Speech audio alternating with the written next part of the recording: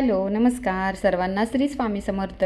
तर बघा, आज आहे मार्गशीर्षचा शेवटचा गुरुवार म्हणजे चौथा गुरुवार. तर चौथ्या गुरुवारी आपल्याला उद्यापन देखील करायचं असतं. तर आणि गुरुवार देखील आहे. तर ते सगळ्यात आधी मी इथे हळदीचं लेपन करून घेणार आहे. तर आता लेपन कसं करायचं याचा व्हिडिओ तर अगोदर अपलोड केलेला आहे. तरी पण मी एकदा सांगते की इथे मी 2 चमचे हळद घेतलेली आहे. त्यात थोडंसं गुलाबजल, थोडंसं गोमूत्र आणि पाणी टाकून इथे मी पेस्ट बनवून घेतली आहे. तर आता तुम्ही याच्यात चंदन पावडर देखील टाकू शकता आणि तुम्हाला अत्तर जर आवडत असेल टाकायला तर तेही टाकू शकता. अत्तर टाकल्यामुळे एक छान असा सुगंध येतो मराठ्याच्या लेपनाला.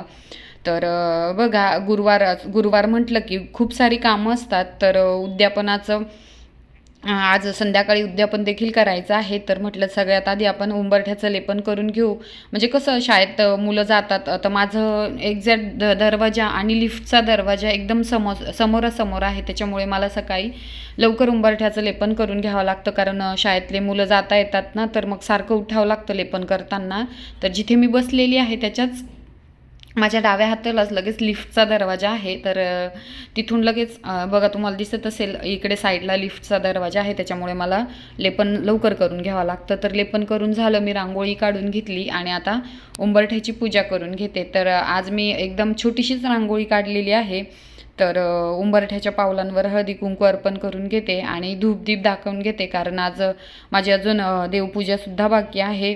तर इथे बघा, उंबरठ्याचं लेपन झालेलं आहे आपलं.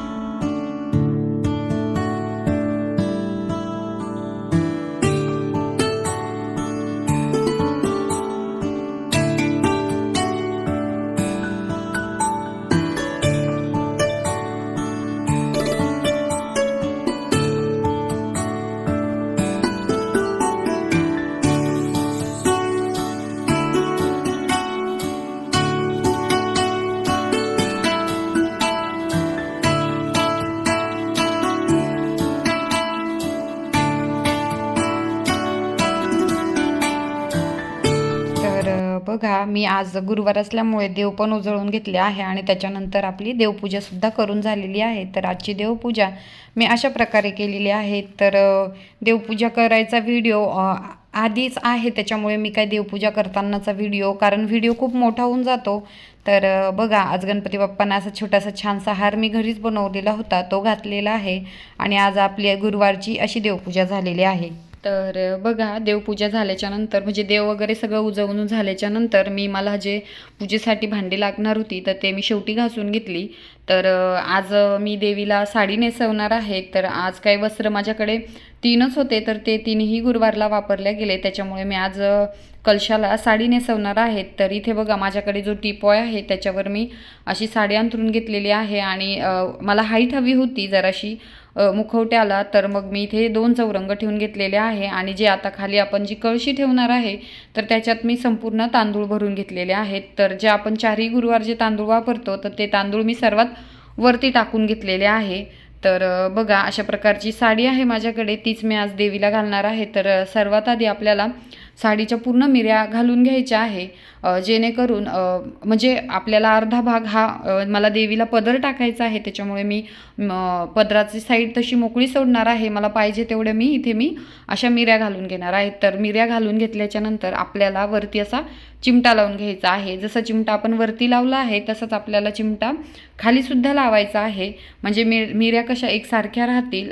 तर बघा, इथे मी मधोमधसुद्धा चिमटा लावून घेतलेला आहे, जेणेकरून आपल्याला मिऱ्या व्यवस्थित पकडता येतील. तर असा 2 भाग करून घ्यायचे आहे आपल्याला, सारखे करायचे आहे. आणि जी कळशी मी ठेवलेली आहे तर त्या कळशीला आपल्याला ते टाचन पिनाने लावून घ्यायचं आहे. तर त्याच्या आधी व्यवस्थित मेजरमेंट घेऊन घ्यायचे आहे की मिऱ्या एकदम एकसारख्या आल्या पाहिजे, मिऱ्या अशा खालीवर नाही झाल्या पाहिजे. आणि त्याच्यानंतर आपण त्या कळसाला लावून घ्यायच्या आहेत. तर खालची जी कळशी आहे तिला फक्त मी मिऱ्यांचा भाग बनवणार आहे आणि त्याच्यावर अजून एक कळशी आहे, तांब्या आहे माझ्याकडे तांब्याचा, त्याला मी मुखवटा लावणार आहे. तर अशा प्रकारे मी देवीला साडी नेसवून घेणार आहे. तर आता व्हिडिओत दाखवते त्याप्रमाणे तुम्हाला साडी अशी कलशाच्या साईडने घेऊन एकदम व्यवस्थित माप घेऊन मग त्याला एक पिन लावून घ्यायची आहे.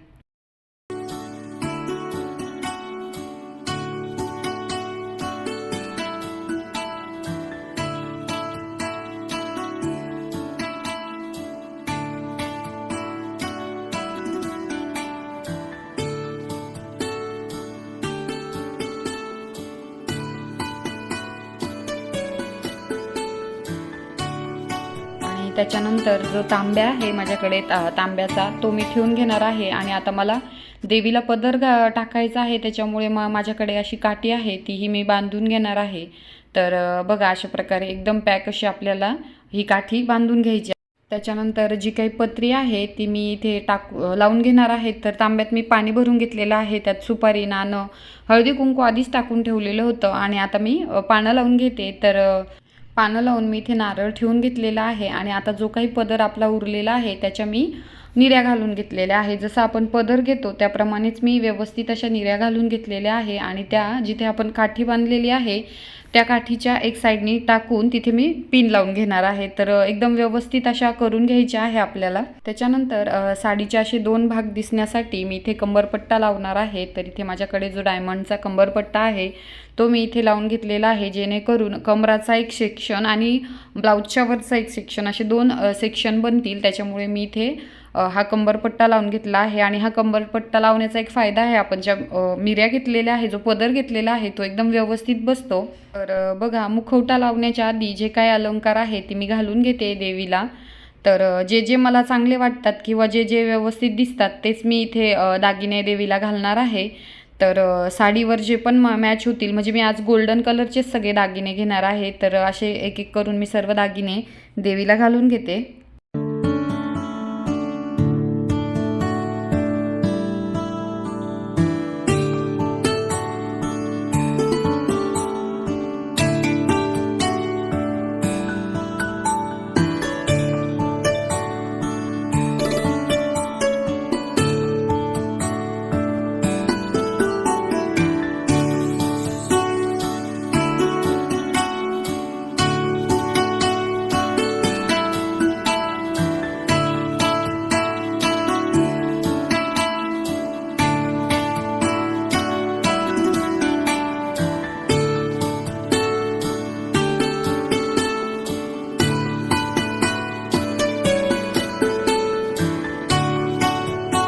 देवीची सर्व तयारी झाल्याच्या नंतर मग बाकीच्या पूजेची मांडणी करून घेते. तर मी ह्या वेळेस मोठ्या समया वापरलेल्या आहे.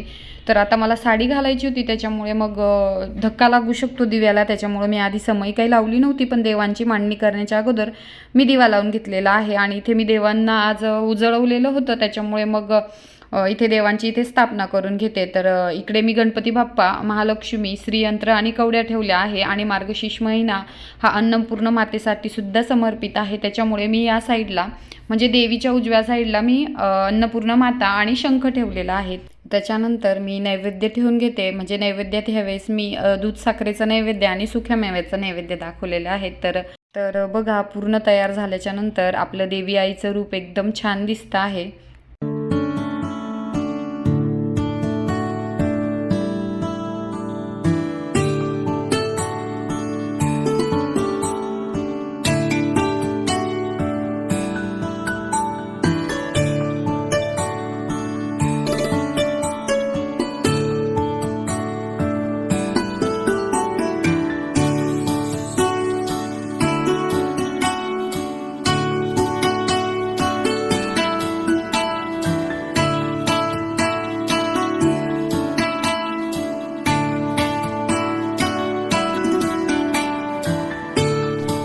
तर इथे माझी सर्व पूजा मांडणी झालेली आहे. आणि संध्याकाळी म्हणजे 5-5:30 वाजेच्या नंतर आमच्यावरती ज्या मावशी राहतात त्या गाडीवरनं पडल्या आणि आम्हाला फोन आला की त्यांना हॉस्पिटलला ॲडमिट केलं आहे, म्हणून त्यांचं अर्जंट ऑपरेशन करावं लागणार आहे. तर त्यांची दोन्ही मुलं परदेशात कामाला आहे, त्यांच्याजवळ कोणी नसतं. तर मग त्याच्यामुळे त्यांचे मिस्टर आणि माझे मिस्टर एकाच कंपनीत कामाला आहे, तर त्याच्यामुळे त्यांचा फोन आला, त्याच्यामुळे आम्हाला हॉस्पिटलला जावं लागलं. तर तिकडेच मला रात्रीचे 7 वाजले, 7-7:30 वाजले. आणि त्याच्यानंतर तिकडनं आल्याच्यानंतर मी उद्यापन केलं, त्याच्यामुळे उद्यापनाला जरा घाईच झाली होती. तर काही तयारी नसताना मी उद्यापन केलं, त्याच्यामुळे शूट काही करता आलं नाही, कारण मिस्टर हे हॉस्पिटलमध्ये होते आणि मुलगीसुद्धा माझी मिस्टरांबरोबर हॉस्पिटलमध्ये होती.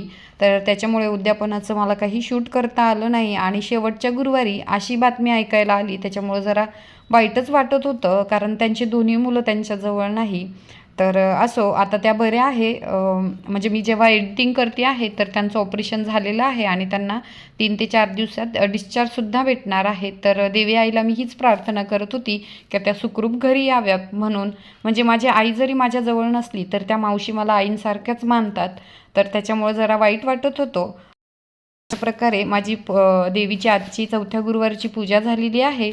तर व्हिडिओ तुम्हाला कसा वाटला मला कमेंट करून नक्की सांगा आणि आवडला असेल तर चॅनलला सबस्क्राईब करायला विसरू नका. भेटूया नवीन अशाच एका व्हिडिओमध्ये. तोपर्यंत श्री स्वामी समर्थ.